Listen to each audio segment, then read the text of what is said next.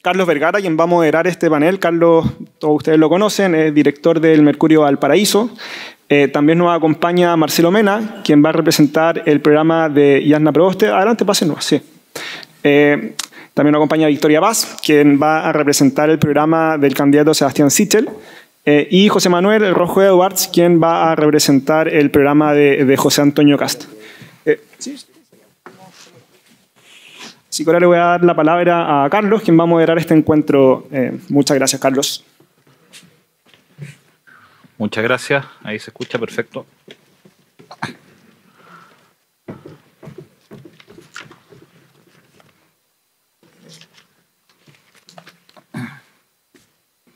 Muy buenos días a todos. Aprovecho de saludar especialmente a la Fundación Piensa, a su presidente Gonzalo Fil por retomar, y a todo el equipo de Piensa por retomar estas actividades que tanto echábamos de menos, tan necesarias son, y sobre todo cuando estamos a, si no me equivoco, 55 días de una de las elecciones más importantes de las últimas décadas. Para comenzar, aprovecho de saludar también a Victoria Paz, la jefa programática del candidato Sebastián Sichel, a Rojo Edwards, coordinador de políticos de José Antonio Kast, y a Marcelo Mena, jefe programático de la senadora Jasna Proboste. Para comenzar, les decía, vamos a hacer una pregunta abierta, donde cada uno va a tener 5 minutos para intentar convencernos a nosotros, los porteños, de por qué su candidato es por quién deberíamos marcar el voto el próximo 18 de noviembre, no, 21 de noviembre. Dejo con ustedes así a Victoria Paz, serán 5 minutos y yo se lo voy a cronometrar, así que no se preocupen. Por favor. Buenos días a todos, muchas gracias por la invitación. Siempre es un gusto estar de vuelta en estos eventos más presenciales. Hace tiempo que no veía las caras de tantas personas. Contarles un poquito de la candidatura de Sebastián Sichel y desde el punto de vista programático. Nosotros tenemos la convicción de que esta es una elección súper importante. Están jugando dos modelos de desarrollo del país. Uno en el que creemos nosotros, que si bien se valora lo que ha sido Chile en este momento, hay una deuda muy importante, especialmente en términos de urgencia. ¿Qué nos pasa?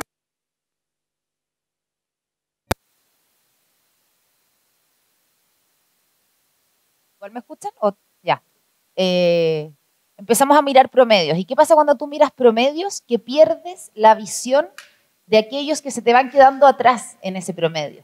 Entonces nosotros como país empezamos a mirar y decíamos, mira todo lo que hemos avanzado en estos 30 años, que efectivamente fue así, pero cuando tú miras y dices, oye, el 10% de las personas tienen acceso a parques increíbles, el 80% de las personas tiene una escolaridad de X años, pero se te empieza a quedar atrás, por ejemplo, que en escolaridad todavía hay 5 millones de adultos que no tienen la educación superior completa, o sea, la educación media.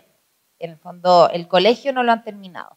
Entonces, ¿qué te empieza a pasar? Y de hecho, una anécdota que siempre yo cuento, que una vez, y no es por no es por apuntar, pero una vez con una persona de una élite del país me contó que se había sorprendido mucho de saber que 5 millones de adultos no tenían educación media completa.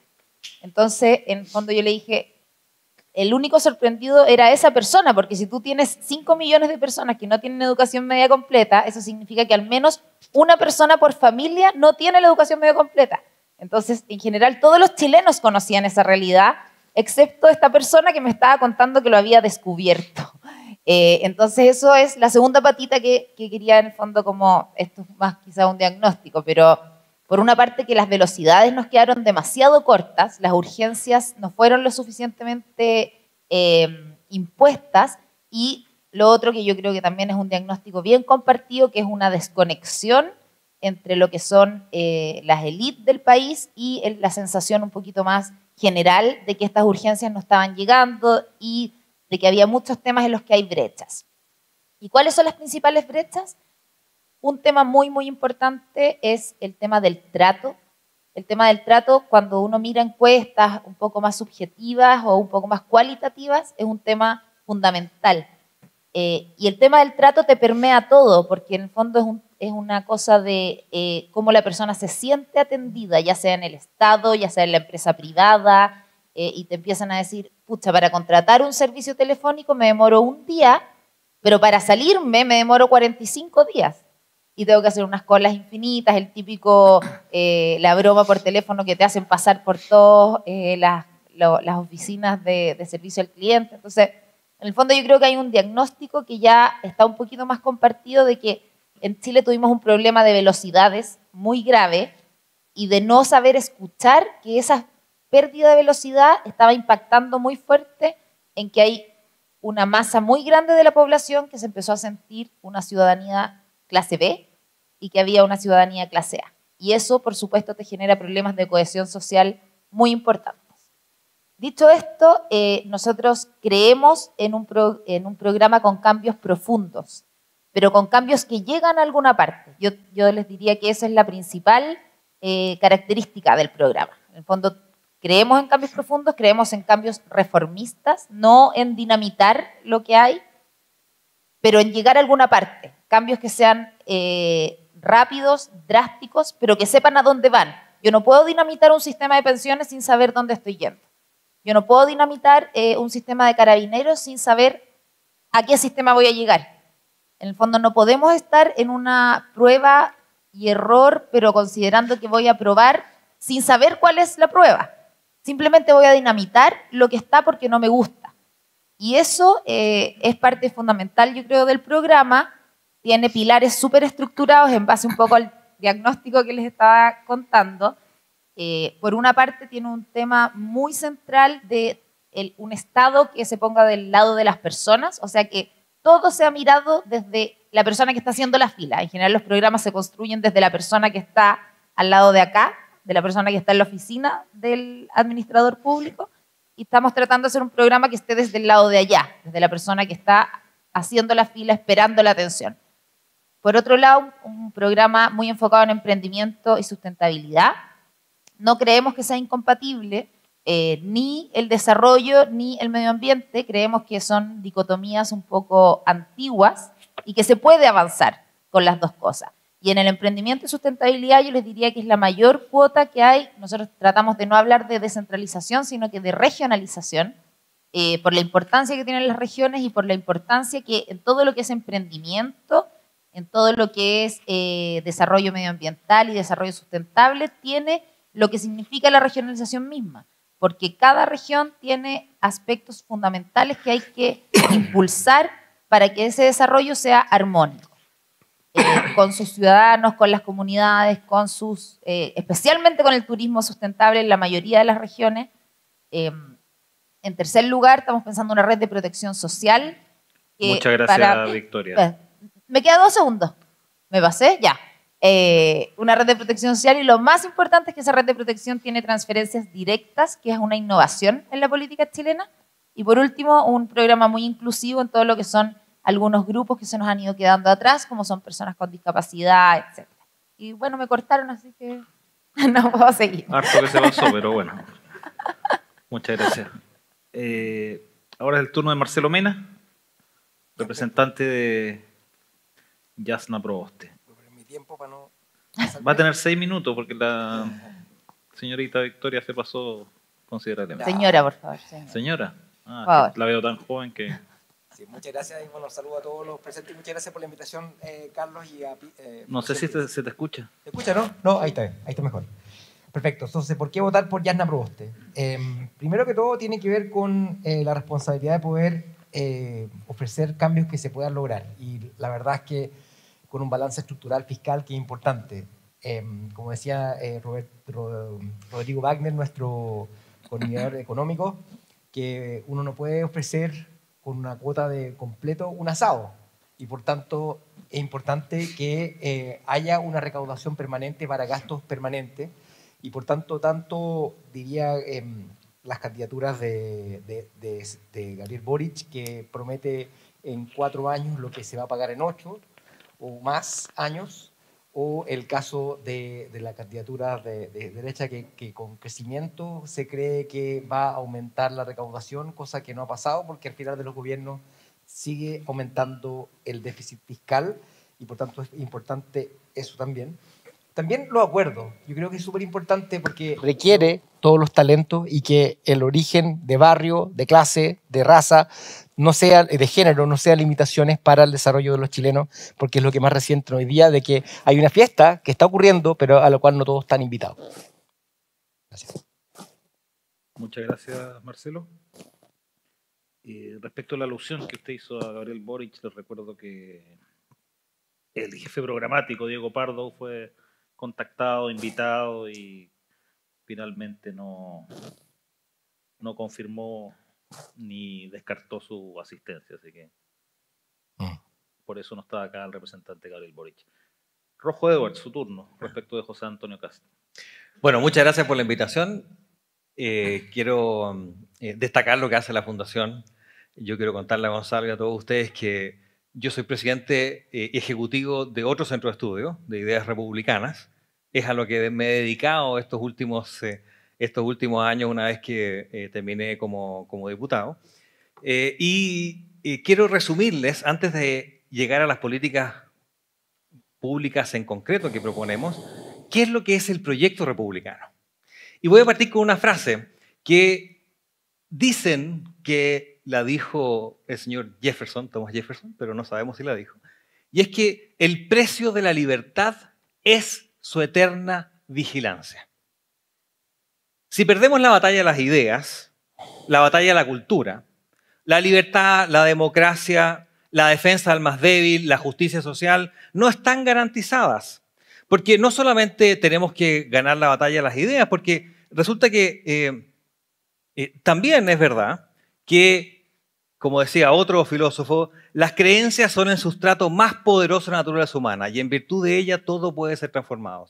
Nuestra libertad, nuestra democracia no están garantizadas. Y lo que vemos hoy día ocurriendo en la Convención Constitucional lo demuestra todos los días y vamos a ver algunos ejemplos antes de ver políticas públicas en concreto. Lo que ha pasado es que nosotros, los que defendemos la libertad, los que defendemos la familia y los que defendemos el Estado de Derecho, hemos ido perdiendo la batalla. Hace un par de años atrás, el más loco de los izquierdistas decía, creemos una AFP estatal. Nadie cuestionaba el sistema de capitalización individual. Pasaron un par de años y el problema ya no era una AFP estatal, era no más AFP. Todavía no se cuestionaba la capitalización individual. Hoy día la AFP está muerta y a mí la verdad que las AFP son simplemente empresas con giro único, no es que me importen.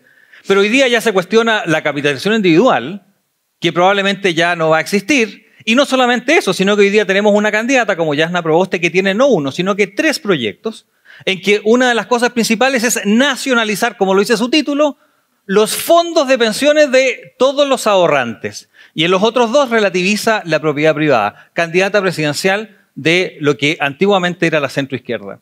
Así hemos ido retrocediendo. Hace un tiempo atrás se decía reforma constitucional. Después se hicieron muchos cambios a la Constitución y la firmó el presidente Lagos.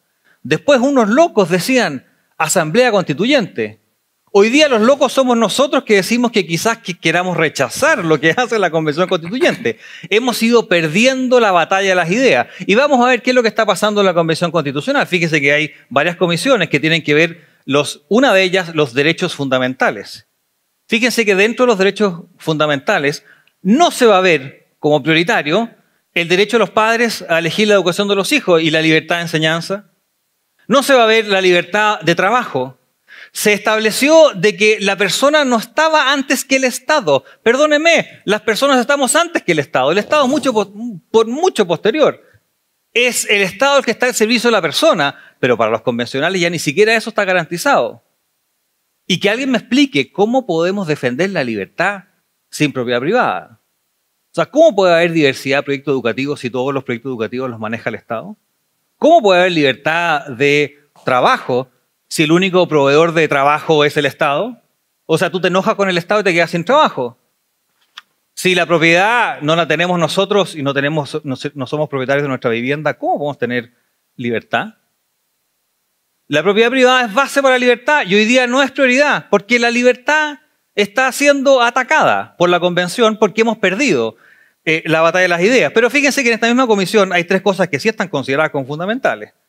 La autonomía del pueblo tribal afrodescendiente, el resguardo de la semilla ancestral campesina y el derecho de los presos a participar. No estoy diciendo que esas cosas no sean importantes, pero si estamos sacando la libertad de enseñanza, perdónenme, ¿de qué estamos hablando? Entonces, yo les quiero decir que hemos ido perdiendo la batalla de las ideas. Y con mucho respeto y cariño, la derecha política ha sido incapaz de defender lo que tenía que defender. Está completamente asediada, desactualizada y derrotada culturalmente. Eso es lo que le pasa hoy día a nuestro sector. Arrinconada en la convención, arrinconada en el Congreso, tenemos el gobierno supuestamente y no somos capaces de... Simplemente hoy día la derecha es derecha reaccionaria. La izquierda propone el 10% y nosotros nos dividimos en el 10%. La izquierda dice nueva constitución afectando seriamente las libertades y los derechos y nosotros nos dividimos en el apruebo y en el rechazo. La izquierda dice vamos con el aborto libre y nosotros nos dividimos. ¿Qué es lo que somos los republicanos? Dado que la libertad del Estado de Derecho y la familia se quedaron huérfanos de defensores, nuestro proyecto, el republicano, es la articulación de la defensa de esos principios.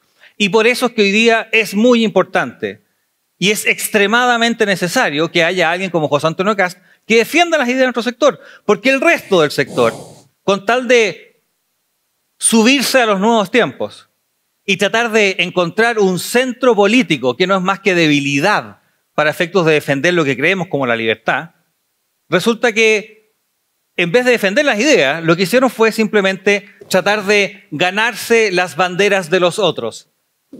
¿Y dónde está la libertad? ¿Dónde está la familia? ¿Dónde está el Estado de Derecho? Fíjense que antes de ayer, Hernán Allende murió después de 2 semanas de agonía. Lo quemaron vivo en Carahue. Lo quemaron vivo en Carahue y murió hace 2 días atrás. Y la Convención Constituyente, que defiende los derechos humanos, ni siquiera fue capaz de darle un minuto de silencio. Ustedes saben el sufrimiento. Mira, hay 800.000 personas en la región metropolitana que viven... Vamos a cerrar.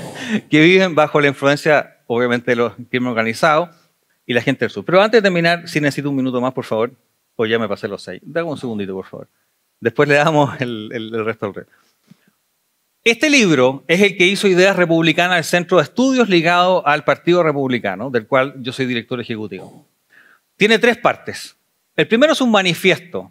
Es el proyecto de mayoría social que nosotros proponemos, donde hacemos conversar de manera lógica y posible a liberales, conservadores y republicanos. Después tenemos 450 o 500 páginas de propuestas de política pública que incluyen una muy seria regionalización que vamos a hablar en un segundo. Y después autorías de quienes están dispuestos a realizar esos cambios para defender la libertad, la familia y el Estado de Derecho. Si ustedes quieren a alguien que defienda esos principios que hoy día están siendo atacados, ustedes apoyan a José Antonio Kast. Y si alguno vota en Santiago, que me apoye como senador en Santiago. Muchas gracias. Muchas gracias, señor Edwards. Don Marcelo, tiene usted 90 segundos para... Fue aludida su candidata por un proyecto de nacionalización de fondos de pensiones y relativización de la propiedad privada. Así que tiene usted 90 segundos para... Sí, eso no es mira, sí, es importante ver los programas de gobierno y no bajo ninguna circunstancia incluso dice que los fondos de los trabajadores quedan en su y van a ser siempre propios y nuestra propuesta tiene que ver con un sistema solidario en donde haya un pilar básico de una pensión digna que es fundamental. Yo creo que todos los chilenos pueden reconocer de que trabajar una vida entera y ganar 170 lucas no es digno y tenemos que tener un valor y un piso mínimo y al mismo tiempo también un diálogo honesto con respecto a pensiones tiene que reconocer que hay que aumentar la capitalización en general y por tanto tenemos un pilar individual que no se toca, un pilar colectivo que tiene los elementos de solidaridad intra e intergeneracional que son requeridos para poder cerrar las lagunas previsionales que todos han tenido. Algunos que no pudieron tener contrato de trabajo toda su vida, otras mujeres que por labores ¿no es cierto?, de crianza, entre otras, no han podido ejercer su vida laboral toda la vida y por tanto tener esos pisos, y eso es fundamental. Lo que firmó la senadora en su momento fue una declaración política en contra del modelo de la AFP, y nuestro modelo continúa sin tocar lo que es el valor que genera el sistema financiero en la rentabilidad, y por tanto eso no se cuestiona y no se toca, y simplemente se elimina el intermediario que tiene gastos administrativos redundantes, y se sigue trabajando un modelo de pensiones más parecido a lo que es Suecia, Noruega, entre otros, con una entrada, un pago hacia un sistema nacional de pensiones y un pago por parte de ese mismo sistema, pero no se toca en los fundamentos de lo que significa el rol del sector financiero, la generación de rentabilidad hacia las personas. Muchas gracias, Marcelo. Pasemos ahora... Yo no tengo nada. ¿Usted fue aludida, me dice? Sí. Aparte se pasó como... Me sentí aludida. Pero vamos... Pero un sentimiento. yo no te aludí tampoco. Pero un sentimiento. Como soy la única mujer, me van a tener que quitar. No, la vamos a discriminar mejor. Pasemos, usted hablaba... no me dan los 90 segundos. Pero sí, Déjanos mejor que 90 pasemos segundos, al tema de la 90 regionalización. Usted quería hablar planteó que no le gustaba hablar de descentralización, sino de regionalización. Sí. Acá hemos escuchado, no solo en los foros Piensa, sino en todos desde que estoy yo en la región por lo menos, a tanto candidato que ha venido, ha hecho promesas, que ha hablado, se ha llenado la boca hablando de regiones, y después a final de cuentas tenemos, no sé, un claro ejemplo, el presupuesto 2022, donde Valparaíso está en el lugar 14 de los reajustes y séptimo en los estipendios fiscales.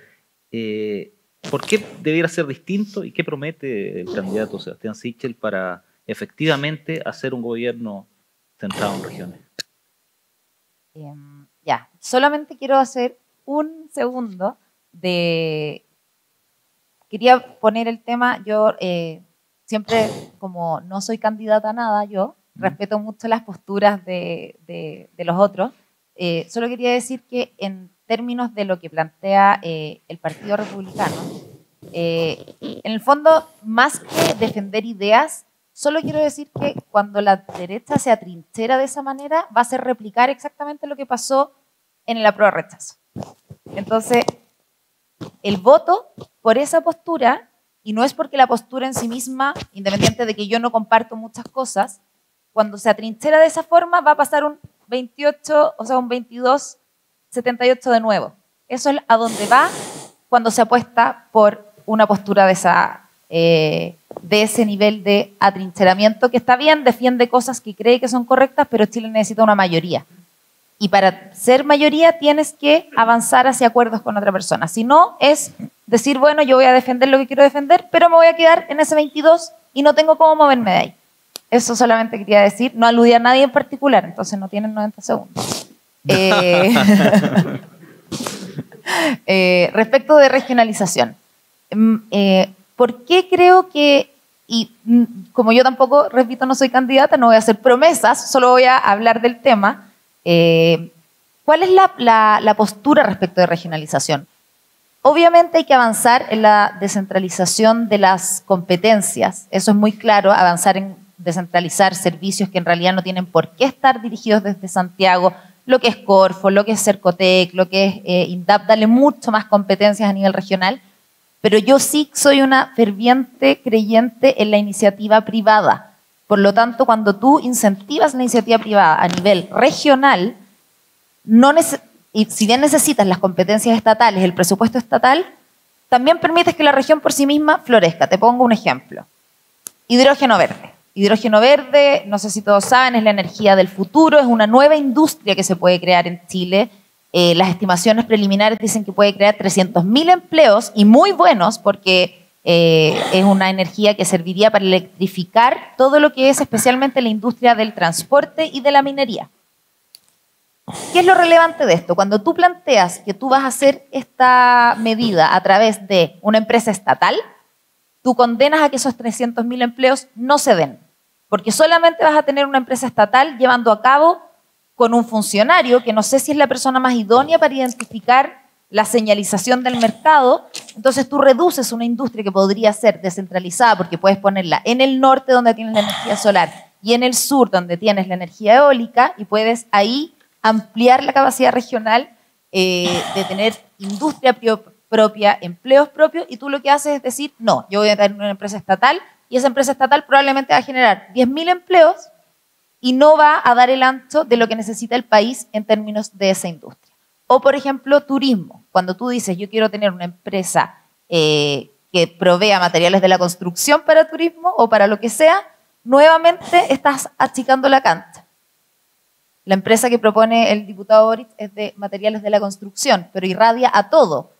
Entonces, o las gallinas de huevos felices. Tú solo puedes tener gallinas de huevos felices. Eso amplía el precio de los huevos de 2.000 a 3.000. ¿Qué va a hacer el empresario turístico? Entonces, al final, todo te empieza a pegar. Cuando tú dices, oye, en los autos yo le voy a poner un impuesto gigante a la compraventa de autos, no a los nuevos, a la compraventa. ¿Qué pasa con todas las personas que quieren hacer industria turística, que quieren llevar a las personas a recorrer el puerto? Tampoco, van a morir todas. Entonces, por eso te digo que la regionalización no es solamente que el Estado diga tal presupuesto, es entregar la libertad de desarrollarse, la libertad de emprender, la libertad de perseguir tus sueños, tus anhelos, sin que el Estado te ponga la pata encima y al final no te deje desarrollar lo que quieres desarrollar. Pero aún así, en términos de desarrollo regional mismo, lo que te decía, yo creo que las competencias es muy importante, traspasar todas las que se pueda a nivel regional, los FNDR, potenciarlos muchísimo, y que ahí se decidan cuáles son los proyectos regionales prioritarios. Y por otra parte, potenciar todo lo que son las industrias que se pueden regionalizar, como lo que te decía de hidrógeno verde, y el turismo como política de Estado, que yo creo que es la mejor industria que podemos desarrollar como país, porque es una industria sustentable que desarrollan pymes y que irradia, tiene una cadena de proveedores enorme, porque irradia a todos los sectores. Y nosotros estamos muy comprometidos con el turismo como política de Estado, que sea la industria insigne del país. Muchas gracias, Victoria. Señor Mena, por favor. Con respecto a la descentralización, lo que quería comentar, primero que todo, como decía... Necesito mis 90 segundos. Lo mínimo. No dije nunca el nombre. Se los daré, tranquilo, pero vamos con Mena primero. Perfecto. Sí, yo creo que más bien es importante hablar de la idea más allá de las peleas, ¿no es cierto? Y distinguirse entre ellos. Yo creo que es fundamental que tenemos desafíos de descentralización que son fundamentales. Y como la misma OCDE dice, hay una concentración del gasto central que es ineficiente. Pero para que haya una descentralización del gasto real, es fundamental que haya modificaciones legales. No puede ser, por ejemplo, que los municipios no estén bajo la misma fiscalización de la Contraloría. No puede haber estas transferencias que se vieron recientemente, que significan mal gasto. Yo creo que el gasto, si es poco en regiones, más malo es que se malgaste, ¿no es cierto? Que haya una estructura de asesores y cosas por el estilo que no necesariamente traen beneficios a las personas. Pero también, por otro lado, tiene que ver con alta dirección pública y el rol de la función del Estado y la modernización. Nosotros sabemos que este gasto centralizado se ejecuta también a través de gobiernos regionales. Y el gobierno regional hoy día solamente administra el FNDR. Y eso no va a ser una promesa incumplida y va a traer gran frustración a todos los actores, porque en la práctica hay un gobierno regional que tiene pocas decisiones locales y por tanto es necesario dar competencias locales para que puedan tomar decisiones con respecto a lo que se realiza en su territorio. Entonces hay modificaciones que nosotros proponemos para fortalecer las decisiones, pero por otro lado que también los mismos ceremis y subsecretarios y jefes de servicio estén realmente bajo lo que es una alta dirección pública transparente, en donde también se deje de poder dejar que los jefes de servicio sean de exclusiva confianza del presidente de la República y permita haber una verdadera continuidad del servicio. Porque en la práctica, con la alta rotación de ministros que ha ocurrido en tiempo reciente y también anteriormente, eso significa que la agenda propia de los ministerios se ve trunca, porque llega un nuevo ministro con sus asesores y descabezan jefaturas de división, y eso en cualquier gobierno, cualquier transición, es dificultoso. Yo miré con mucha admiración a Finlandia. Hace poco estuve con los colegas de Finlandia en un tema de finanzas y estábamos hablando en temas de cambio climático en Chile, en una conferencia, cuando estaba trabajando el Banco Mundial. Y me encontré con mis colegas, estoy viendo la noticia, ellos me dicen que su jefe había renunciado, no tenían gobierno. Pero al mismo tiempo veo que ellos habían comprometido una descarbonización al 2035. Y es una cosa que es palabras mayores. Y le pregunto, ¿pero qué pasó? No, porque el sistema determinó que esa era la solución que teníamos que tomar y da lo mismo las decisiones de los políticos que estaban rotándose y tomándose turnos con respecto a cargos. Y en general eso va a ser fundamental. Porque también para que haya un gobernador regional empoderado es importante que tenga un gabinete regional de Ceremi designado también por alta dirección pública. Yo creo que eso podemos reconocer todos nosotros que es importante. Yo tengo un amigo mío que terminó siendo Ceremi de Evópoli. ¿Por qué? Porque no tuvo chance en los gobiernos de la concertación nunca. ¿Por qué? Porque no era el partido político que correspondía. Yo creo que estamos todos y coincidimos que es fundamental que tengamos gente proba, talentosa y que haya ganado concursos públicos. Y que el subsecretario sea reconocido por sus pares como el que hizo una carrera funcionaria que permitió culminar en eso y él resguarda los intereses del Estado a largo plazo. Yo creo que eso es fundamental para que no tengamos estos cambios estructurales que ocurren año a año con cambio de gobierno. Eso. Muchas gracias, Marcelo. Señor Edwards, ahora tiene sus 90 segundos más sus 5 minutos. Gracias. Rápidamente, primero, para responderle a Marcelo, Jasna Proboste firmó un proyecto que dice claramente en su título, nacionaliza los fondos de pensiones.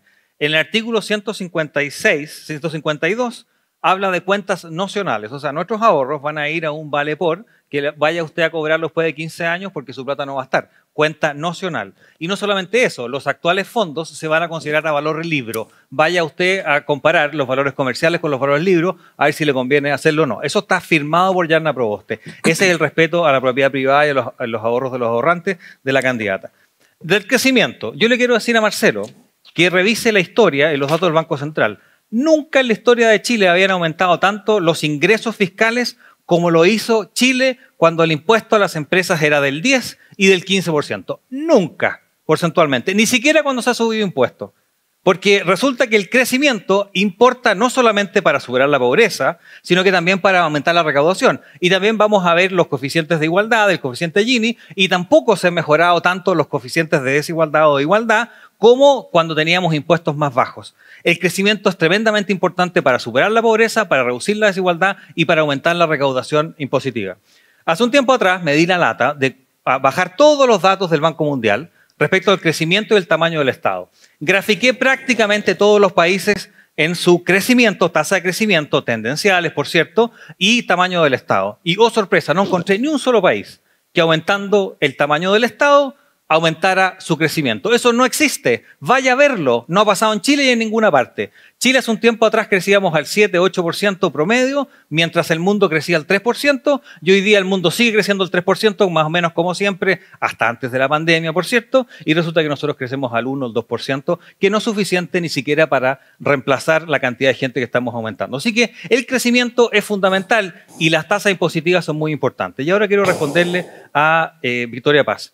Efectivamente, para ganar, a mi juicio, una discusión, uno tiene que ser capaz de plantear sus ideas. Cuando la estrategia implícita es ceder, por ejemplo, reforma tributaria, ya que estamos hablando de crecimiento de impuestos, el presidente Piñera, en vez de bajar los impuestos y decir queremos crecer y generar empleo, entrega una reforma tributaria que ya aumentaba los impuestos. Entonces la discusión, en vez de crecimiento y empleo, se fue a recaudación. Y con la izquierda no se puede ganar esa discusión porque ellos siempre van a querer recaudar más y siempre van a hacer de la forma más fácil, aumentando impuestos. ¿Qué pasó?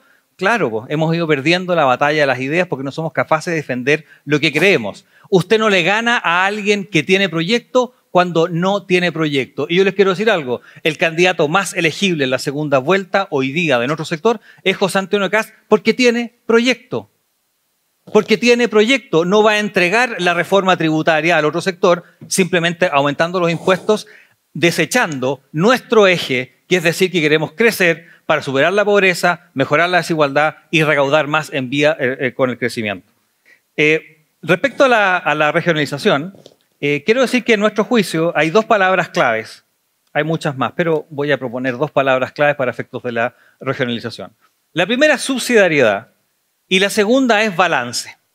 Nosotros creemos en la subsidiariedad y estamos orgullosos de creer en la subsidiariedad y no nos achaplinamos que mire que en realidad no creemos tanto. No, la subsidiariedad, ¿qué es lo que dice la subsidiariedad aplicada a la regionalización? Usted tendrá la definición que quiera de subsidiariedad y yo lo entiendo. Yo lo voy a decir como por lo menos esta acepción como yo la entiendo. Si alguien más chico puede hacer algo, que lo hagan más chico, no el más grande. Si el municipio puede recoger la basura, que lo haga el municipio y no el gobierno regional.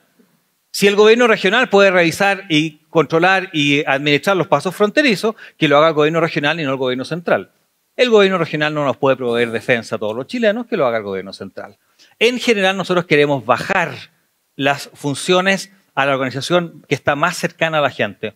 Como en educación, ¿qué es lo que hace la izquierda? Saca la educación de los municipios para ponerlo en servicios locales que en el fondo están controlados por el ministerio. O sea, nuestro hijo, si usted no tiene recursos y tiene que ir a un particular subvencionado, lo que estudia en el particular subvencionado de Hualpín va a depender de un tipo que depende directamente del Ministerio de Educación. ¿Buena descentralización? Bueno, yo no creo eso. Yo creo en la libertad, para empezar, para que uno pueda elegir la educación de los hijos y ojalá que el que provea el servicio a nivel general sea el que es más, entre comillas, en la organización más baja, subsidiaria. Y segundo, balance.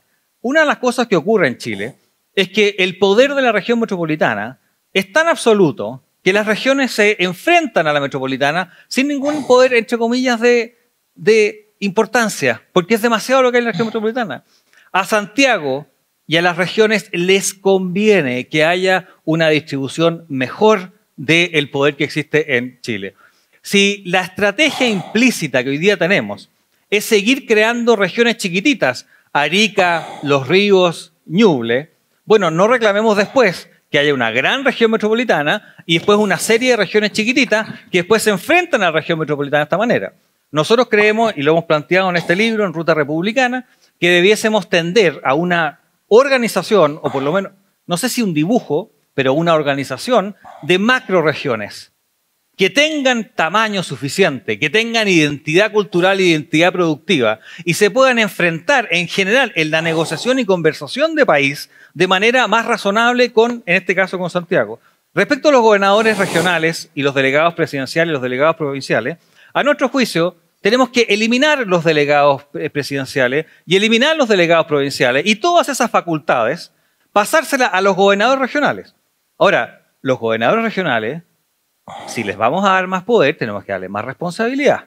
Y la responsabilidad va a estar dada por la posibilidad del presidente a llamar a elecciones anticipadas a los gobernadores regionales, si es que los gobernadores regionales, en vez de defender los intereses de su región, se preocupan más de tratar de hacerle la contra al presidente de la República. Pero el presidente de la República, con el apoyo del Senado, si es que llama una elección anticipada y el mismo gobernador gana la elección, va a tener un costo político muy grande. Un balance de responsabilidades. Más funciones, pero más responsabilidades. Su tiempo, señor. Muy bien. Vamos a seguir después, pero por ahí va la... Incluso se pasó. Le agradezco mucho. Les recuerdo también que tienen sobre sus mesas un lápiz y un papel para hacer preguntas si los estiman convenientes. Las niñas de Piénsalo las están recopilando. ¿Me permite responder una cosa cortita? Por supuesto. Sí, mira, cuando miramos programa de gobierno, miremos los programas de gobierno y no inventemos lo que no está. Yo no puedo decir lo siguiente.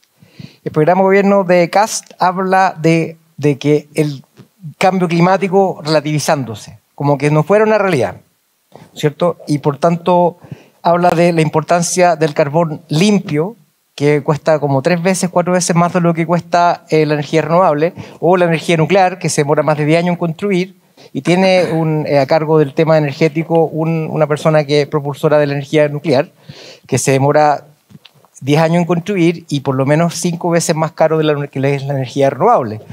Entonces, cuando hablamos de estos temas, que son fundamentales, porque la crisis hídrica en la región de Valparaíso es real y no tiene opiniones de por medio, y el retroceso de los glaciares es real y tenemos que encontrar formas de poder encontrar agua para la zona, no podemos tener candidatos presidenciales que ponen en su programa cosas que relativizan el cambio climático.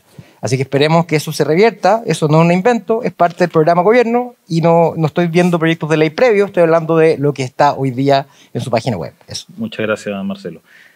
Respecto de Valparaíso, en sí, de la región de Valparaíso, me gustaría que profundizaran en cuál es su diagnóstico, cuál es el diagnóstico de sus candidatos para esta región, por cuanto parece ser siempre ha sido, no es que parezca ser una región muy cómoda para hacer campaña. Hasta 1 hora y media de Santiago uno viene y dice que está en regiones ya, y habla por todo Chile. Sin ir más lejos, como bien dice usted, Marcelo, Yasna tiene su comando acá, Sebastián Sichel estuvo ayer en el Distrito 6, en Aconcagua, José Antonio Cast en Viña, Valparaíso, Casablanca, ayer también. Y eso le pediría a usted, partiendo por usted, Victoria, el diagnóstico de Valparaíso. ¿Qué nos falta? ¿Qué nos debiera impulsar una presidencia? ¿Qué nos ofrece Sebastián Sichel para apoyarlo decididamente como el próximo presidente de Chile? Me risa siempre esa pregunta. Cuando pregunto, ¿qué nos ofrece? No es viejo pascuero la cuestión. Hay que hacer programas responsables, ¿no? Así que no voy a decir que se ofrece para una región. Hablemos del tema regionalización en general. Eso no por decirte a ti, sino porque creo que en general en las campañas los ofertones son lo más malo. Y los ofertones se empieza a dar porque cada grupo o cada... No, sí, pero se lo decía porque acá lo hemos escuchado todos y generalmente se propone. Y el gran ofrecimiento para regiones se hace en Valparaíso. Yo creo que los ofertones en campaña son probablemente de las cosas que nos está llevando a cómo estamos. Pero me interesa el diagnóstico de la región. Esta región yo creo que es emblemática, por supuesto. Es la región donde se ha tratado de distribuir el poder administrativo al traer el Congreso. Probablemente hay muchas cosas que se pueden tomar como piloto desde acá. Partiendo, nosotros tenemos la creencia de que no todos los ministerios deberían estar en Santiago. Hay ministerios que deberían estar en otras regiones. Y el funcionamiento del Congreso en Valparaíso es una señal bien importante de que se puede hacer y de que se debe hacer y de que funciona. Eso por un lado. Por el otro lado, siendo que está tan cerca y también irradia a otras regiones, hay muchas cosas que por la cultura de Valparaíso se pueden empezar a hacer acá, y yo creo que especialmente en el tema rural y el tema de crisis hídrica. Un aspecto fundamental que tenemos que agarrar es todo lo que es la transformación del agro, y esta región es emblemática para poder hacerlo y después irradiar hacia muchas otras regiones que tienen el mismo problema. ¿En qué se traduce esto? En todo lo que es tecnologizar el riego, tecnologizar. Nosotros, a mí al menos me tocó estar en la Corfo y avanzar con un proyecto que se llamaba Smart Agro, y al final es meter tecnología en las industrias que tradicionalmente no la tienen, y esa tecnología a su vez te permite transversalmente hacerle aportes a las otras industrias. En esta región hay un potencial tremendo. Ya se vio el año pasado las tremendas consecuencias climáticas que tuvo la sequía, y hay que avanzar en que el tema agro aquí en esta región sea un modelo a seguir en muchas otras regiones que están siguiendo el mismo camino y que están igual de complicadas. Para nosotros el tema de la agricultura y del manejo de agua, idealmente que sea en la región de Valparaíso. Por otro lado, el tema cultural, obviamente aquí ya volviendo a lo que es el puerto, tenemos un compromiso con la cultura tremendo, y Valparaíso es el emblema de la cultura, el Valparaíso como puerto. Así que también ser capital cultural, ser la capital de las manifestaciones artísticas, y empezar a volver a tener esa identidad que yo creo que Valparaíso lleva 2 años con esa identidad bastante perdida, por lo que decíamos un poco, primero hay que tener seguridad, hay que tener tranquilidad, hay que tener paz social para poder avanzar en todas esas identidades culturales, identidades regionales. Entonces, dado el piso de tener unas regiones con Estado de Derecho, avancemos en que Valparaíso sea capital cultural y capital de las soluciones hídricas que el país necesita. Muchas gracias, Victoria. Marcelo Mena.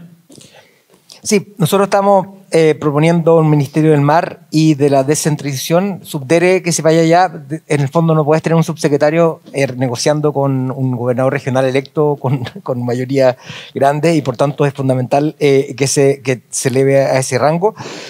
Que se mantenga la vocación de puerto de la zona, y en ese contexto también el mismo puerto San Antonio es importante que se concrete, pero se concrete con un diseño resiliente. Hoy día la evaluación ambiental mostraba que era muy vulnerable a tsunamis, las marejadas y las alzas del mar son fundamentales que se hagan cargo en el diseño, y por tanto reingresar ese proyecto con un diseño como corresponde, porque entendemos que se requiere aumentar la capacidad portuaria de la región de Valparaíso de todas maneras. Acá tenemos muchos campamentos que están con mucho riesgo de incendios forestales. Hemos visto lo que significa eso.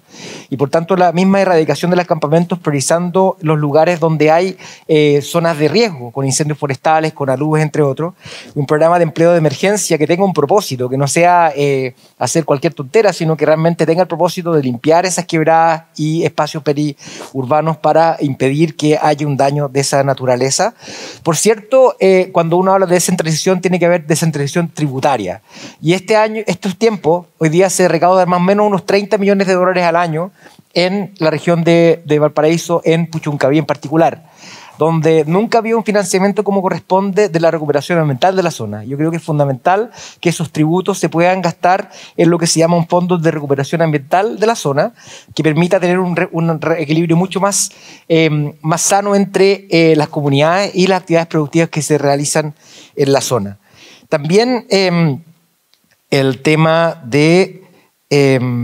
finalmente el tema de vivienda. El déficit de vivienda hoy día, que es más o menos 10% del déficit de vivienda hoy día, de los 600.000 viviendas está en Valparaíso, y por tanto una concentración para poder reducir ese déficit con una mezcla entre viviendas emplazadas con estándar de construcción sustentable, con los techos solares que hemos comprometido, más de 1 millón de ellos a nivel nacional, pero al mismo tiempo también en el contexto de eso es arriendos también. Arriendo. Yo creo que es fundamental entender que esta urgencia que tenemos de un aumento de precio de vivienda tiene que ser con subsidios de arriendo que permita entonces un rol más rápido del Estado para poder hacer frente a esta crisis de vivienda que vivimos. Muchas gracias, Marcelo. Señor Rojo. Muchas gracias. Primero quiero hacer un comentario respecto al tema medioambiental. Nosotros republicanos, al menos, a diferencia de la vieja derecha, no vamos a entregar el tema medioambiental y el cuidado de los animales a otro sector político. Nosotros tenemos una preocupación central por el medio ambiente y también central por la defensa de los animales. Pero lo vemos de manera distinta, lo vemos en libertad. Y para graficar esta gran diferencia, quiero darles un ejemplo que probablemente muchos de ustedes conocen. Voy a analizar rápidamente Greta Thunberg y Boyan Slat. ¿Cuántos conocen acá a Boyan Slat? ¿Saben quién es o no? 1. 2. ¿Tú conoces a Boyan Slat? ¿Alguien más lo conoce o no? Boyan Slat. ¿Quién conoce a Greta Thunberg? Levante la mano. Ya, no conocía, ¿no es cierto? Bueno, ahí hay 2 modelos distintos de defender el medio ambiente. Greta Thunberg, al igual que muchas personas que viven del activismo ambiental a través de los impuestos que el resto paga, sea ONG pagadas en Chile por el Estado, sea a través de negociaciones con las empresas o sea a través de la burocracia internacional del activismo medioambiental, se preocupan efectivamente del medio ambiente, pero tienen conflicto de interés. Evidentemente, cuando yo vivo de algo, me conviene darle, aunque no sea lo mejor para Chile o para el medio ambiente, porque requiero que haya más impuestos y generar más controversia para de esa manera yo poder vivir de eso. Hay una burocracia internacional completa que vive del activismo medioambiental y que también se preocupan de darle beneficios económicos a ciertos grupos de interés que son particulares, de los cuales terminan generalmente ocupando impuestos del Estado. Y así se pasan entre salón y salón. Hablemos de Boyan Slat, que nadie lo conoce. Un joven, de prácticamente la misma edad de Greta Thunberg, pero que en vez de faltar al colegio y reclamar desde los salones de la ONU por el medio ambiente, levantó recursos y generó una empresa que hoy día está limpiando el océano Atlántico. Y probablemente va a limpiar de plásticos el océano Atlántico en los próximos años. O algo concreto para defender al medio ambiente. ¿Qué ha hecho Greta Thunberg por el medio ambiente más allá del activismo? Que yo reconozco el activismo. El problema es que el activismo muchas veces quiere vivir de los impuestos de otros. No, yo quiero defender al medio ambiente en libertad. Que nos preocupemos del medio ambiente con cultura, pero cuando hay conflicto de interés, yo defiendo el medio ambiente, pero tú me tienes que pagar mi sueldo, ya no es lo mismo. Entonces nosotros queremos defender al medio ambiente en libertad, como lo hace Boyan Slat, que es una buena demostración del formato de cuidado al medio ambiente que nosotros tenemos, a diferencia de lo que hace Greta Thunberg a través de la ONU. Respecto a la descentralización, efectivamente yo creo que en la medida que tengamos regiones, menos regiones, ojalá 7 o 6 regiones que puedan conversar con Santiago, esas regiones también van a poder tener identidades culturales mucho más fuertes. Identidades culturales como la quinta región tiene una identidad cultural. Tenemos que descentralizar la cultura también. Pero descentralizar la cultura, por ejemplo, permitiendo que exista la posibilidad de donaciones culturales sin límites tan chicos y sin pagar una gran cantidad de impuestos, para que las mismas personas que están en las regiones puedan ser parte, los privados, las personas, puedan ser parte de la descentralización cultural y otorgar de alguna manera flujos a la cultura. Un ejemplo. Empresas regionales. ¿Por qué no facilitar la instalación de empresas regionales a través de empresas que estén en regiones, ¿no es cierto? Y que la plata que pagan las empresas que están en esas regiones se quede en un porcentaje, no todo, pero se quede en un porcentaje en esas regiones. Dar facilidades, hacer una descentralización en áreas en las cuales las regiones tienen ventajas comparativas. Esta tiene ventajas comparativas en turismo, por ejemplo. En temas de agua, evidentemente la escasez hídrica es algo muy complicado que tenemos que verlo desde las regiones también, pero también la región metropolitana. Hay muchas cosas que se tienen que hacer. Muchas gracias, señor Edwards. Pasamos ahora a las preguntas del público. Y aquí les rogaría que fueran súper concisos. 1 minuto máximo por respuesta. Victoria, comienza usted. Esto es de Miquel Atucha. La principal preocupación de las personas es la delincuencia. ¿Cuál es la propuesta programática para enfrentar este problema? Tiene 1 minuto. 1 minuto ya. 1 minuto, sí. El tema de seguridad es una prioridad. Nosotros tenemos un plan muy fuerte en temas de seguridad que implica la creación de un ministerio de seguridad. ¿Por qué? Porque el Ministerio del Interior, lo que le pasa es que al ser también el jefe de gabinete, obviamente tiene una concentración dividida. Y nosotros creemos que el tema de seguridad es tan relevante que tiene que estar aparte, solo concentrado en eso, porque es un tema que si no recuperamos en Chile, no vamos a poder avanzar en ninguna de las propuestas que estamos hablando ahora. Eso para nosotros es fundamental. De verdad creemos que a menos que recuperemos el Estado de Derecho, tanto en ciertas regiones en que definitivamente se ha perdido, como en ciertas zonas, aquí también les pasa en algunas zonas, en Santiago especialmente en lo que es el centro de Santiago, si no avanzamos en eso, todos estos planes de los que estamos hablando, el emprendimiento, el turismo, es imposible desarrollar nada. Creemos en policías especializadas, en una policía especializada en el narcotráfico, en la separación de tribunales especiales que puedan ver casos de terrorismo. Tiempo, Victoria. Ok. Marcelo Mena. Yo creo que es fundamental el desarme. Hay un alza de crimen violento y con armas, y hay un alza con respecto a eso. Una de las cosas que nosotros propusimos que tengan que reinscribirse todas las armas de nuevo y con un análisis balístico para poder asignar cuáles son las personas que pueden haber perdido su arma, y eso es fundamental porque tienen que haber menos armas, porque efectivamente el alza coincide en este gobierno con el alza de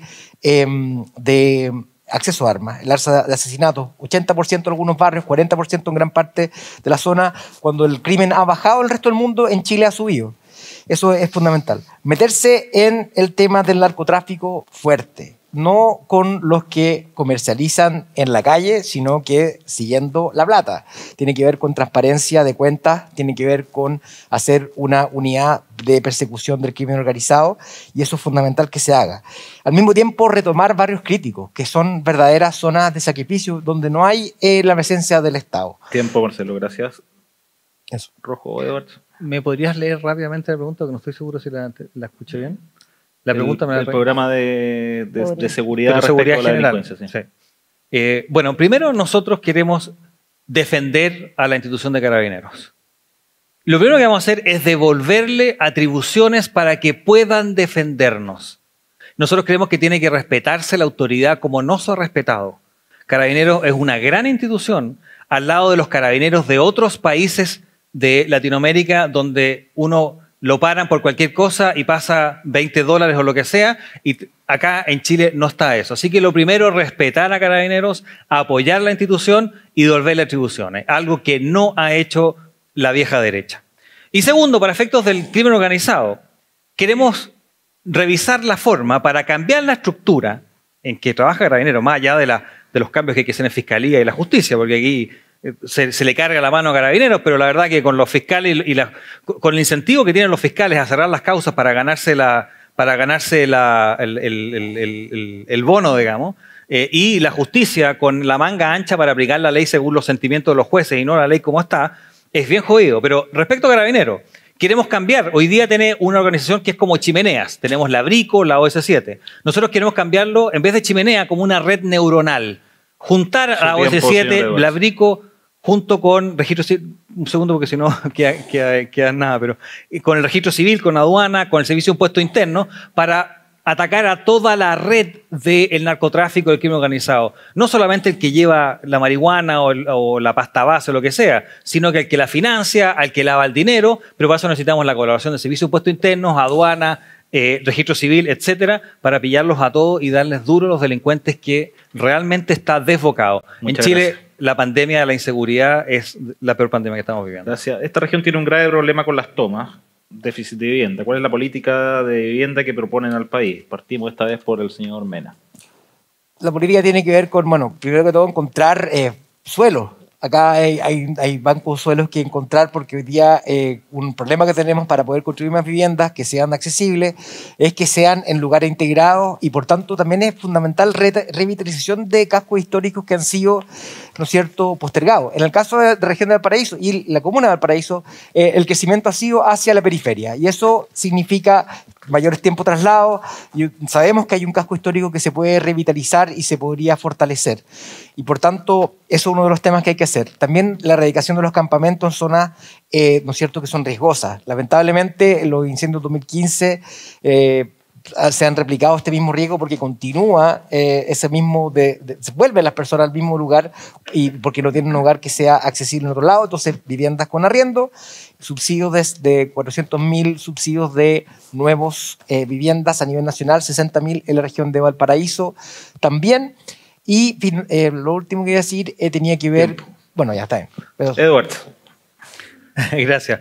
Bueno, efectivamente, Chile venía reduciendo el déficit de vivienda hasta el gobierno de Bachelet II y después empezó a subir nuevamente. Porque, claro, cuando el país deja de crecer, evidentemente que las problemáticas se empiezan a empeorar. Hoy día tenemos casi 600.000 familias sin vivienda y eso es uno de los problemas más graves que tenemos y eso es lo que presiona, una gran cantidad de llegados, a que existan todos los campamentos. Primero, entonces, para solucionar esto, primero tenemos que volver a crecer.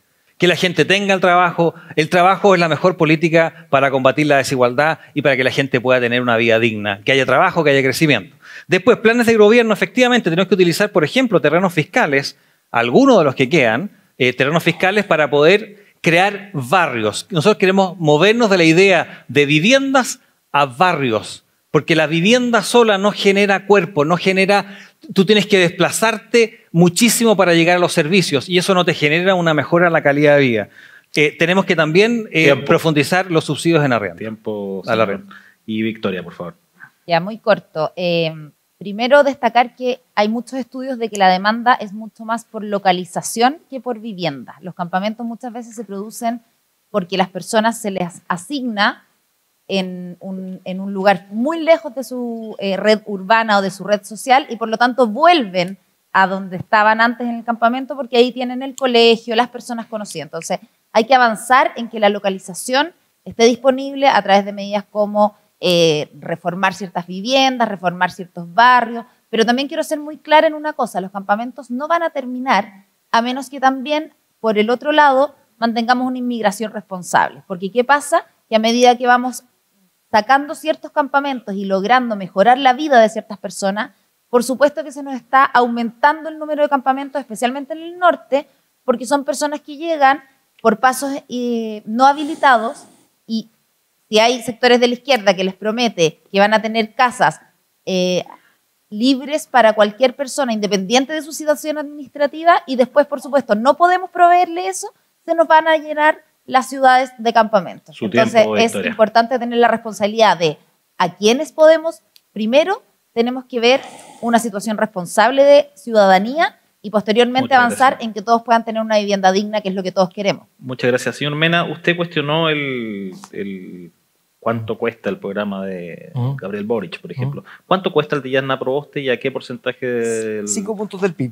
Del PIB en 5 años más o menos de recaudación en régimen, con estructuras de elusión, evasión, no aumento de impuesto a la renta marginal, pero sí un impuesto de súper rico, inclusión del pacto anti-ilusión global, que es fundamental en vista de lo que hemos visto en los paraísos fiscales en tiempo reciente, impuestos verdes y algunos royalty para consumo específicos, pero sin alterar el equilibrio, ¿no es cierto?, de la rentabilidad de las actividades que se quieren regular en esta forma. ¿Y esos cuántos miles de millones son de dólares? 45.000 millones de dólares será más o menos el programa en su etapa permanente, y tiene un gasto de unos 16.000 millones de dólares de gasto transitorio en el contexto de la reconstrucción, que tiene que ver con reponerse la lista de espera, que son más o menos, ¿no es cierto?, son 8.000 millones de dólares para reponerse la lista de espera de GES, y más o menos unos 1.000 millones de dólares para lo que es entre temas de techos solares y viviendas adicionales, que con respecto a los 70.000 viviendas que se construyen al año en Chile. ¿Dijo 4,5 o 5 puntos? 5 puntos. 5 puntos. Señor Edwards. Bueno, nuestro programa económico tiene 5 pilares que son fundamentales. El primero, los voy a leer porque los tengo acá, la reducción del gasto público. Nosotros vamos a reducir la grasa del Estado. Les quiero contar que yo trabajé en el Banco Interamericano de Desarrollo en Washington, D.C. por un par de años, hace harto tiempo atrás. El Banco Interamericano de Desarrollo no es una institución de derecha, para que ustedes sepan. No es que sea nada, digamos, pero bueno, el Banco del BID dice que en Chile se tiene grasa por 5 billones. Estamos hablando del presupuesto de Chile en base a 70 billones, no lo que gastamos este año, que fue bastante más. Pero en base a 72.000, algo así, tiene grasa de 5 billones de dólares que nosotros podemos recortar sin afectar ni un solo servicio que entrega el Estado. 5 billones de dólares todos los años. Vamos a reducir la grasa del Estado. Vamos a terminar con los súper ricos del Estado, porque me van a perdonar, pero que hay una persona, una empresa total, que haya ganado el año pasado 605 millones de pesos anuales, calcule eso dividido en 12 para el sueldo mensual, o que el presidente del Senado gane 17.500.000 pesos al mes, o que haya 32 funcionarios en el Senado que ganan más que los senadores, perdónenme, pero no es necesario. Simplemente no es necesario. Con pandemia, sin pandemia, mientras todo el resto de los chilenos se les reduce el sueldo un 30%, se cierran cientos de miles o miles de pequeñas empresas, tenemos que revisar cómo se está gastando la plata en el Estado. Vamos a reducir ese gasto. Su tiempo, señor Edwards, pero ¿cuánto vale el programa?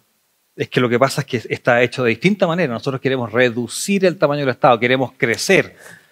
Vamos a reducir los impuestos del 27 al 17%, vamos a reducir el IVA del 19 al 17 y vamos a generar un nuevo sistema de protección social a través de un impuesto negativo a la renta. Está el tramo exento y quien gana menos que el tramo exento va a tener una devolución de impuestos y lo vamos a financiar, entre otras cosas, eliminando los programas sociales que no sirven para nada más que para pagarle a operadores políticos, para ayudar a la gente de manera directa, algo dijo no sé si a través de impuestos negativos, y además vamos a ahorrar a través de que las personas puedan elegir efectivamente su educación y su salud, porque ustedes saben que hoy día, por ejemplo, el gasto en un niño que está en educación pública al mes es casi un 50% más que el gasto que tenemos en el mismo niño, con el mismo nivel socioeconómico, en un colegio particular subvencionado. Entonces, díganme, hay demasiada grasa y de esa manera nosotros vamos a hacer. Eso es la base de nuestro proyecto. O sea, asado con cuota de hot dog. Le recuerdo al señor Mena que si revisa los datos del Banco Central se va a dar cuenta que el aumento de la recaudación del Estado nunca fue mayor, el delta anual, cuando los impuestos eran del 15% y del 10%. Si usted quiere recaudar más, señor Mena, tenemos que bajar los impuestos, tenemos que echar la economía a crecer. Con el 1,7 que nos dejó Michelle Bachelet, no vamos a ninguna parte. ¿Puedo hablar de Disculpe crecimiento? un segundo, cuando habla de billones de... Billones americanos, perdón. Billones americanos, o sea, Americanos. son 1.000 millones, perfecto. 1.000 millones, sí. Perdón. ¿Puedo hablar con respecto a eso? Ah, no, pero ¿Me van a saltar? Sí, Sí, no, no, perdón, no vamos a perdón, saltar, perdón. por supuesto que no. Perdón. Victoria, somos todos oídos. Me suele suceder esto. Bueno, yo sí me sé cuánto cuesta mi programa de gobierno. Cuesta 9.000 millones de pesos anuales, No, perdón, dólares. dólares, lo que significa 3 puntos del PIB. Creo importante una cosa. ¿Por qué suena bien bajar el IVA, pero en realidad suena mal? Cuando tú bajas el IVA, le estás bajando a todos por igual. Nosotros tenemos una propuesta que es mantener el IVA, pero devolverle el IVA a las familias que son más vulnerables. Cuando tú bajas parejo, lo que haces es que le llega a todos. Es como lo que han criticado tanto de muchas veces, ahora se extrapoló entre la universalidad excesiva y la focalización excesiva. Cuando tú haces universal algo excesivo, empieza a pasar lo que está pasando ahora. Y estamos con una inflación que en el fondo está llegando a personas que han recuperado su empleo y que en realidad, si hubiéramos focalizado un poco, quizá podríamos ponerle doble ayuda a quienes lo necesitan más, como por ejemplo las mujeres que no han podido reintegrarse. Cuando tú bajas el IVA parejo, en vez de poder recaudar para redistribuir, lo que haces es que le llegue un beneficio a personas que quizá pueden hacer ese aporte para que otras personas puedan recibirlo. Y eso te genera cohesión social.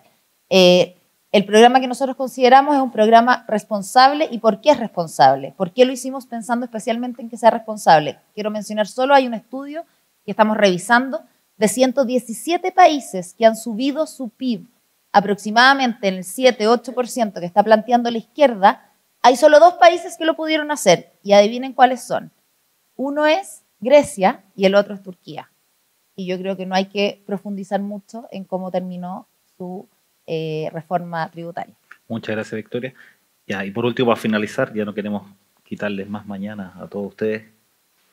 Aunque ha estado muy productiva la conversación, tienen 60 segundos para dar su mensaje final donde puedan decir algo más que Rosa de Arica. ¿Quién parte? Mena. Sí, quería clarificar el tema porque no sé por qué salió a la palestra Greta Thunberg. No está acá, no es candidata presidencial, ni propone ninguna idea para Chile, pero sí puedo comentar algunas cosas que han pasado en Chile con respecto a impuestos que reconocen la externalidad de la competencia. Esos se implementaron en el gobierno del presidente Bachelet, no se han actualizado, pero Kristalina Georgieva dice que son, la jefa del FMI, dicen que son propuestos pro empleo porque permiten internalizar decisiones y ir hacia otras cosas. La década pasada tuvimos 10.000 millones de dólares de inversión en renovables en Chile. Este año está más o menos el mismo número, solamente este año. Y por tanto, esta revolución de descarbonización fue fundamental y necesaria. Y el crecimiento que va a lograr Chile al descarbonizarse va a ser un 4% adicional. Por otro lado, la agencia suiza de reaseguradora dice que podemos perder un cuarto de nuestro PIB las próximas 2 décadas por fruto del cambio climático. Entonces, ¿quién está preocupado del crecimiento a largo plazo y el bienestar de los chilenos? Yo creo que tiene mucho que ver con el ambientalismo y el cortoplacismo, justamente lo que lo ha puesto en jaque y ha mostrado justamente que tenemos una pandemia fruto de un mal equilibrio con el medio ambiente. Eso. Muchas gracias, Marcelo. Señor Edwards. 60 segundos. El final, ¿no es cierto? El final de los finales. Yo creo que cada vez más, y esto lo demuestra la encuesta, los ciudadanos han ido dando cuenta que aquí hay 2 grandes proyectos que están en cuestión. Uno es el proyecto de Boric, que estatiza, que abre completamente las fronteras con una promesa irrealizable a los inmigrantes, que no nos defiende en temas de delincuencia, que no defiende a quienes sufren el terrorismo del sur. Y otro que defiende la libertad y que defiende cambios en libertad, que cree que el motor de la economía y el motor del acuerdo social son las pymes, donde se genera la idea del esfuerzo, que el esfuerzo te pueda llegar a hacer, que te pueda superar, que hayan ejemplos de éxito en cada uno de los barrios de Chile. Esos son, a mi juicio, los 2 grandes proyectos que hoy día están en cuestión y cada vez más se han ido viendo en las encuestas. Y yo los quiero invitar a que nos atrevamos a defender la libertad de enseñanza, la libertad de trabajo, la libertad de emprender sin barreras, la libertad de vivir tranquilos, la libertad de tener un país que realmente le ofrezca un futuro a nuestros hijos, libertad de elegir la educación de nuestros hijos, libertad para quien no tiene recursos de elegir dónde se atiende en salud. Si mi madre se quiebra en la cadera, me da lo mismo si el hospital es público o es clínica. Quiero que le arreglen la cadera a mi mamá y si no tengo recursos que me lo pague el Estado con subsidio, como se hace con los particulares subvencionados. Libertad de elegir el prestador de servicios de salud. Esa es la invitación y ese es el proyecto republicano.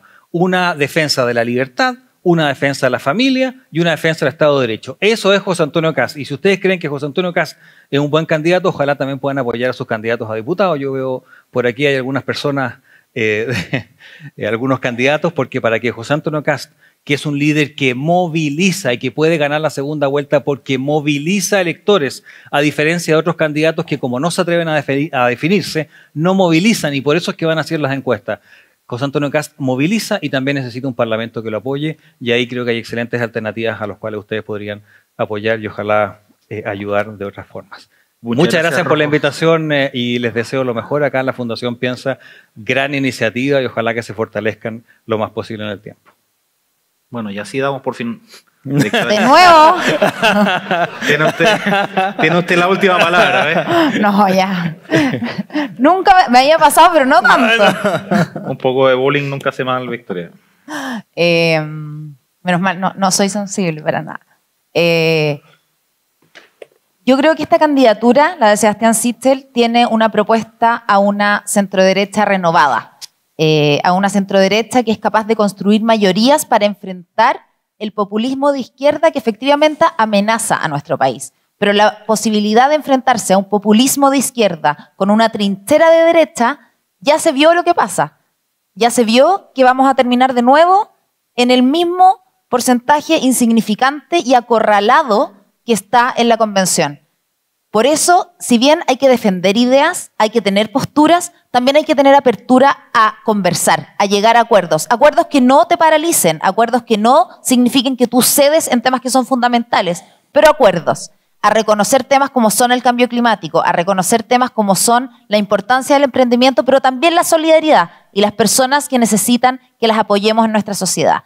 Por eso, la invitación de esta candidatura de Sebastián Sichel es a construir mayorías que nos permita avanzar, que nos permita tener gobernabilidad, porque si no tienes gobernabilidad no vas a poder hacer nada, que nos permita avanzar en recuperar el Estado de Derecho, porque si no lo recuperas tampoco vas a poder hacer nada, y hacer propuestas responsables, porque si no, también ya tenemos clarísimo cuáles son los problemas, de dónde vienen los inmigrantes que están llegando a Chile en busca de una vida mejor, es precisamente porque están escapando de aquello que hay un sector que justamente propone instaurar aquí. Muchas gracias. Muchas gracias, Victoria. Le agradezco a todos por su presencia y a la Fundación Piensa por tan estimulante iniciativa.